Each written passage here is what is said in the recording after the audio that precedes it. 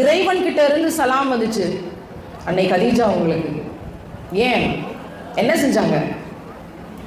கோட்டை கட்டி வாழ்ந்த மகாராணி அத்தனை சொத்துக்களையும் ஏழைகளுக்கு கொடுத்தாங்க அல்லாஹ்வோட பாதைக்கு. தன் கணவர் சொன்னாங்க, நான் கொடுத்தேன். நாம் என்ன செய்ய போகிறோம்? அவங்கெல்லாம் செஞ்சாங்க, அல்லாஹ்ட்டே சலாம் வாங்கி கொண்டாங்க, முத்துக்களால் ஆன மாளிகையை சொர்க்கத்தில் பெற்றுக்கொண்டாங்க. அங்கே எந்த வேலையும் இல்லைன்னு அல்லாஹ் அறிவிப்பு செஞ்சான், எந்த கவலையும் இல்லைன்னு அறிவிப்பு செய்யப்பட்டது. நம்ம என்ன செய்ய போறோம்? ஒட்டுமொத்த மக்காவையும் விட்டுட்டு வெளியேறினாங்க.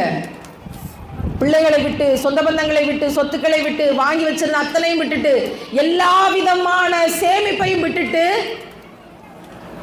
கட்டுற மனைவியை விட்டுட்டு, எல்லாத்தையும் விட்டுட்டு ரசூல்லா பின்னாடி போனாங்க மதீனாவுக்கு.